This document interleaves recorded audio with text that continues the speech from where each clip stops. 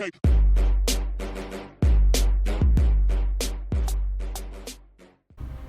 Welcome Wargamers, this is Doug with 2 Plus Tough, and today we are digging into the lore behind the Ironjawz. This is actually one of the most requested videos. I'm going to throw a bunch of names up here, and there are tons more that have requested this. Getting the battle tome in hand has been a chore, so I went ahead and got it, bit the bullet, and so we're going to be talking about it today. If you haven't seen my start collecting box on the Ironjawz, you can go ahead in the show notes and go ahead and head over there. It needs to be updated. I'm going to release another video here pretty soon covering the new allegiance abilities that they've gotten in General's Handbook 2017, which will give you a much more updated perspective on the army. If you have a subject that you'd like covered, go ahead, click subscribe, leave it in the comments down below. I use all of your comments as inspiration for future videos. I read all of them. I try to respond as many as possible. You guys have been incredible about being so responsive and just being a great community to help one another. It's been great to see. Thank you so much.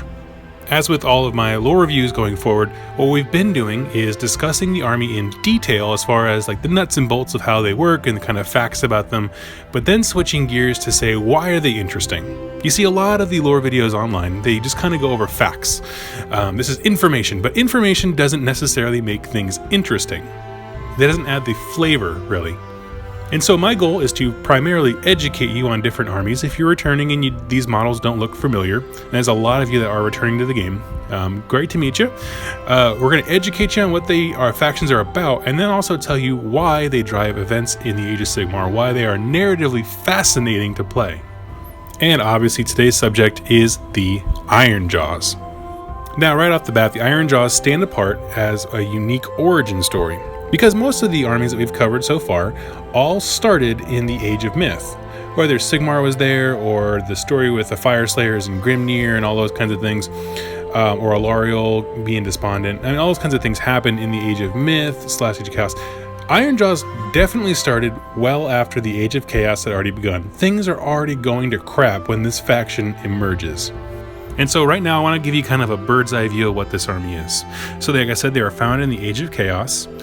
What it really is, it's a mega clan of orcs, okay? What I'm talking about is Ironjawz are not one singular faction, but kind of a conglomerate of all kinds of orc factions. To put it in real world terms, and I'm sorry if this kind of breaks the fourth wall or whatever, or the boundary of your lore, but if you think of like franchises of restaurants compared to corporate ownership, right? They might all be Arby's, but they're owned individually. Much like that, there are different clans of not despondent, but different orcs that all work for the Ironjawz. So you could say the Ironjawz, there's a billion of them, but there might be, thousands of different war clans spread across the mortal realms. They're all Ironjawz, but they're going to look different, they're going to fight differently, they have different leadership, but they all pay allegiance to the singular leader of the Ironjawz. So it operates a little bit differently, because in old fantasy lore, orc warbands were very, very insular, right? They kind of kept to themselves, they'd clash among themselves, they'd fight, and whichever one would kind of absorb the remainder, and it would grow that way. Well, in this one, with Ironjawz specifically, they don't necessarily do that. You can have two different tribes of quote-unquote Ironjawz that operate differently, they look differently, they work in different realms, they might not ever see each other, but they're both Ironjawz. And when their leader, Gordrak, calls them, they will come. The reason I bring this up is it's important to have a lot of flavor and variety in these armies, so don't feel like you have to paint them a certain way or build them a certain way, because there's so much richness and fluidity in their structure that you can really have these guys be from anywhere, heading anywhere, looking any kind of way. Now, as I pointed out there, they are led by a individual orc, mega boss, whatever you want to call him, named Gordrak. We're going to get to him in a little bit later, kind of go more depth in his story. He is the singular leader of the Ironjawz. He is the biggest, the baddest, and nobody questions him. And the thing that's kept the Ironjawz kind of going is, one, whenever they fight, they get stronger, which makes them incredibly hard to just annihilate. And secondly, they're extremely nomadic. This means that during the Age of Chaos, when this probably one tiny little war clan called the Ironjawz kind of exploded in popularity and strength. It's because they were kind of ping-ponging around the realm of Gur, fighting all kinds of chaos stuff, getting stronger every time, and the forces of chaos couldn't pin them down. And so that's how this one war clan has kind of evolved over the millennia to become this mega war clan of war clans. My emphasis here is that being nomadic, that lifestyle of constant moving, is what makes them really hard to defeat, much like Beastclaw Raiders are purely nomadic. So the forces of chaos, couldn't crush them. They've been allowed to thrive because simply they can't get caught, and if they are, they've already built up enough momentum to smash whatever defenses kind of caught them. And the last thing I want to cover is that they are seen as the heralds of the Great Wall, and we're going to unpack that in a little bit here. But to kind of give you a synopsis, that is really what they are. They are a mega clan of orcs. They are, a clan within clans type thing. They are a large umbrella, if you will, war clan that is purely nomadic, led by a single mega boss. And they just go everywhere, smash face, destroy everything they can. Now I want to back up here a little bit. We're going to talk about three main areas of focus, and that is their god, because this is a story that focuses on gods and how they interact with mortals, what a Wa is, and then also Gorjak himself, and then we're going to move into why this army is particularly narratively interesting. So their god is Gorkamorka. Now I've done other videos, particularly the Bone Splitters one, where someone corrected me and said, no, Gorkamorka is a game from GW back in the 90s. You mean Gork and Mork. And I said, no, they've rewritten it. What they've done is somewhat interesting, and I wish they had a picture of them, him, whatever. And basically what they did was, it's a two-headed god. One head's Gork, one head's Mork. When the two fight, they separate and they become Gork and Mork. When they're together, they're Gorkamorka.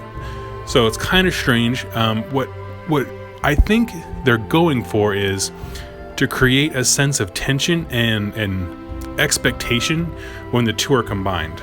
This is what I mean.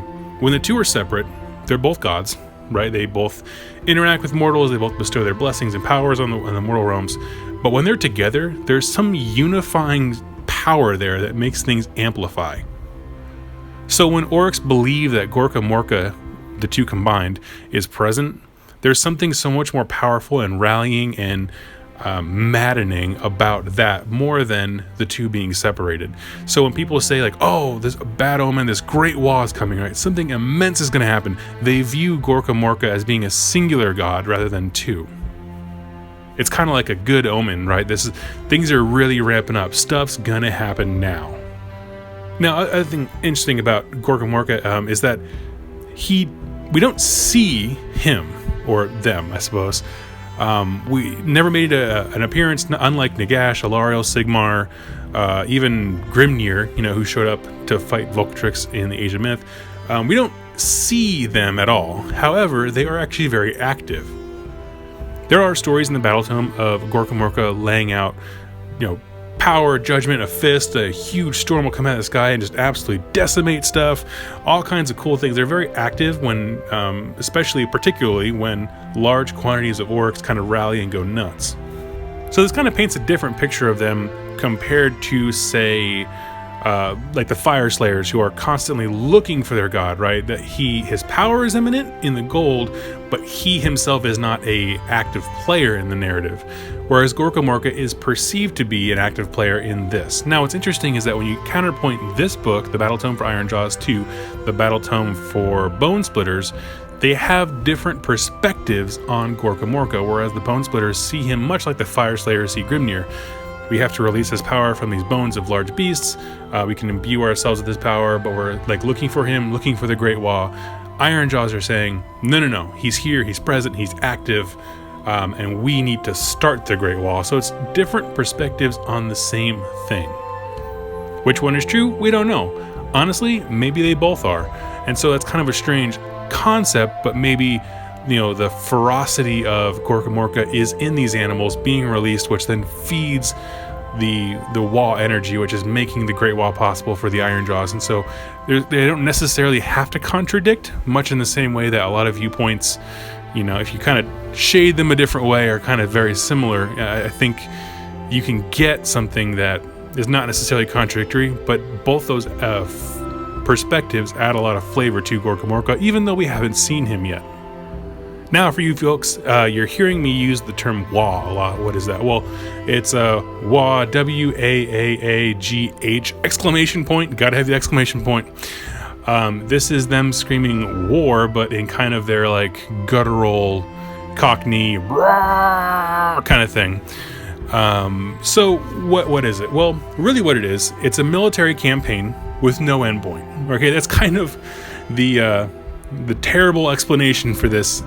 If we were to say make a military campaign, we would say, okay, we're going to go destroy that castle, right? And you would kind of assess the resources it needs, go destroy the castle. You'd account for how many people you're going to lose. And you'd say, okay, we're going to destroy that castle. At the end of it, we should have blank number of people left. Okay, that is what a human campaign is like. Conversely, a Waaagh is a military campaign with no endpoint. They just say, we're going to go destroy, and there's just a long pause, and then everyone gets their weapons, right? We're just going to go destroy. Also, conversely, instead of assessing how many men you're going to lose, Waaghs have a snowball effect. They don't get smaller as people die, they get bigger, which is really interesting. See, as orcs fight, they get stronger and physically bigger. They go from being your crummy little orcs to being Ardboys, which are kind of the more heavily armored guys. They get a little bigger, a little tougher, wear some more armor. Then they go to brutes. I mean, this kind of evolution. As they fight, they grow physically. So that's kind of an inverse that you would think that, the more you fight, you get weaker. No, your forces are getting stronger if you're doing a Waaagh. In addition to that, there are orcs spread out all through the mortal realms. There's kind of this natural nomadic, I don't know, they're almost described almost like animals, right? They're just kind of everywhere. And as these battles happen, they're instinctively drawn to join the Ironjawz. They sense kind of this presence of the Waaagh, and they go there and join them up. So you can end a Waaagh with more people than what you began, which is kind of the inverse of what we would think of as being a military campaign. And so I want to bring it back down to what I said earlier. This is a snowball, but if the core of your snowball was like a giant concrete, like wrecking ball, right? That's what we're talking about, where you start off with an iron fist of just heavily armored massacre orcs, and it just kind of ramps up out of control. Now, they're also nomadic, meaning this snowball can't be pinned down. You can't stop this machine. Now, in addition to the Waaagh being like a military campaign, what's also described as being sort of this kind of magic-ish force. Now, I try to make the distinction between a Waaagh, meaning like the campaign aspect, and then a Waaagh energy, which is when orcs kind of collect and gather, you kind of see all the artwork has this kind of green energy, this mist flowing between them and things like that. What happens is, like, it's kind of like the collective orc psyche and energy. It builds up and it takes physical manifestation, right? If you think to yourself, we're going to blow up a dam, right? And the river behind it is just going to rush, and it's going to be so much power and force. That is kind of what this is, right? When you get a Waaagh in battle, it's like a dam bursts, and this is just the natural physical energy made manifest of that presence. What's interesting is that they don't perceive it like we perceive magic. They can't channel it, they can't own it. It's just a natural force of nature that happens when orcs collect, rally, and get into a fight. So the book really puts an emphasis on this being a force of nature made visible meaning you can see the green fumes and powers and things like that, and less so of a magic that can be wielded and manipulated. What's interesting is that in the game, they kind of manifest in a few different ways, usually just in kind of side rules, but obviously the shaman can cast spells like a wizard. I think that's just more of a game mechanic aspect to like actually use this stuff, but it's not described as being like magic. Conversely, the war chanter, the guy with the two sticks who's drumming along, has access to that same power, even though the game doesn't represent it as being magic. They're both channeling Waaagh energy, which is then feeding and boosting the troops around them. Like I said, a snowball. You get a bunch of orcs together, they get mad, they get more powerful because the Waaagh energy starts flowing. The energy then imbues them with more power. More power means they get more mad and more wrecking ball, and it's just this vicious cycle and just smashes whatever it comes into contact with. But here's the thing, the Waaagh and the Waaagh energy, these can all happen on an individual war clan basis. But what makes the Ironjawz unique is that they are a conglomeration of a bunch of war clans spread out throughout the entire Mortal Realms, led by one central figure who we're going to talk about now. His name is Gordrakk, the Fist of Gork. And his origin story is pretty cool. Some Chaos forces got tired of the Ironjawz just smashing everything, so they built a mega fortress, like something that they perceived that could never be toppled. Okay, Ironjawz line up outside the front, ready to engage it. Everything's primed for an awesome fight, and then out of nowhere, what they perceive to be the Fist of Gork, a god himself, comes down and smashes this fortress. This takes the form of what I'm assuming is a giant tower of green energy. It's just a pillar of pure Wa energy that we were talking about earlier. Comes down and just absolutely levels this castle. No one has to fight. It's just like Gork himself is like, no, I got this one. Decimates this thing. And then when the rubble settles and the dust falls, there's one mega boss standing there. His name is Gordrak. And and people repeat this story to one another. All these orcs share this story, and he's never done anything to demystify it or decry it. He doesn't really promote himself as being like from the gods, but he's there, and that is the mythos surrounding him. Because he arrived when Gork, punched the earth, basically, they call him the Fist of Gork, and some say that if you look into his good eye, you can see the Fist of Gork himself, and all those things, all that kind of mythos stuff built into his nature. And Gordrak has asserted himself as the herald of the Great Wall, meaning he is the one who's going to unite all of these kind of disparate clans for the sole purpose of having one uber campaign, right? We talked about the Waws, one mega Wa, also called the Great Wa, to end everything, just end everything. It's going to be a time of ultimate destruction where people are running free, rampant, all kinds of stuff. Chaos is going to be torn down, order is going to be torn down, and it's just going to be destruction. Chaos in the sense of like everything's kind of crazy, not like in the negative, evil, bad guy sense of chaos. But things are going to be wild again and untamed. And as far as facts go, that's kind of what we have for the Ironjawz, that they are primed and ready to unleash this great Wa across the mortal realms. And really quickly, I want to kind of unpack why I think this makes them an incredibly interesting force to play in the mortal realms. Now, what I think is interesting first off about this army is you get a lot of religious tones to it. I don't think that this is necessarily like poking fun at anyone's beliefs, and I want to make it very clear that I respect a myriad of religious beliefs. I have my own.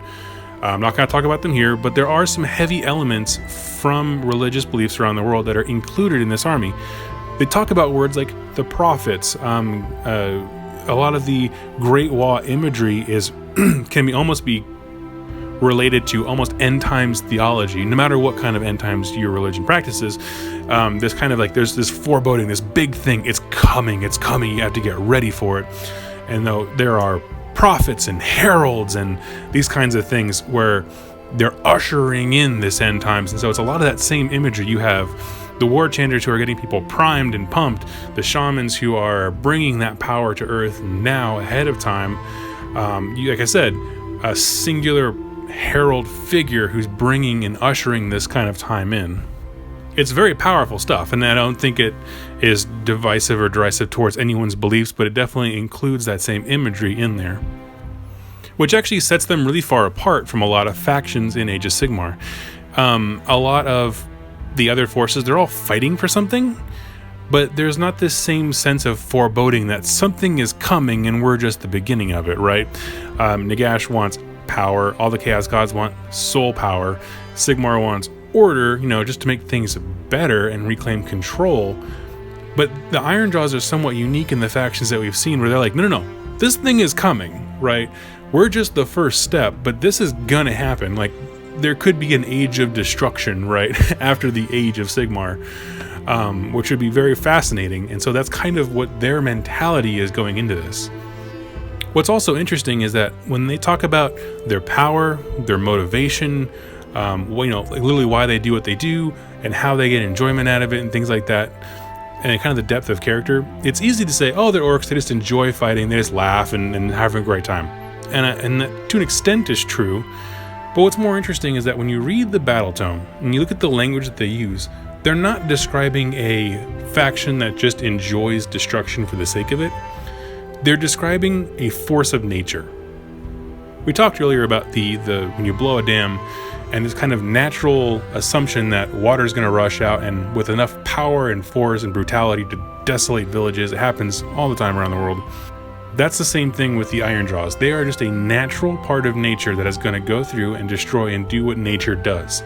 This nature takes the form of brutality, of raw energy, of, smashing things apart, kind of tearing and leveling down the playing field between gods. It's really quite fascinating that they're posed as being more of a natural force rather than some god seeking control, right? There's no indication that Gorko Morko wants control, which kind of sets him apart from a lot of other gods, but he is a force of nature operating at the same time as other gods who do. And that puts them in a really unique position, both on their deity level and then also on the ground level, as far as there's no sides. I mean, they are going to do what they do. Volcanoes explode, rivers run, droughts happen, and the Ironjawz come to town and destroy everything, right? Locusts eat everything, and the Ironjawz come and destroy everything. This is just a natural occurrence that happens. And the last thing I want to point out as far as why they're interesting, we see with the opening narratives and the Realm Gate Wars for Age of Sigmar that a lot of the factions are pushed back. A lot of the human factions have been absolutely decimated to the point of almost extinction. Fire Slayer, unless you're nomadic, you're not really doing well, which means there's no great cities still founded, nothing like that.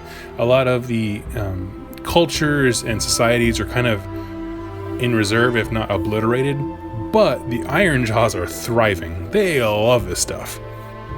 With their kind of loose structure, their allowance for multiple war clans, the way that they unite under singular leadership, both on a local level and then also under Gordrak on a kind of inter-realm level, allows for a lot of flexibility. They're thriving. They're making actively new war clans in the Age of Chaos. They're the only faction that we know of so far that has done significantly well. A lot of exponential growth during what should have been a massive destruction time, right? There's no reason that these guys have been doing so well, other than the fact that, like we said earlier, they're a snowball who gets better after every single fight that cannot be pinned down.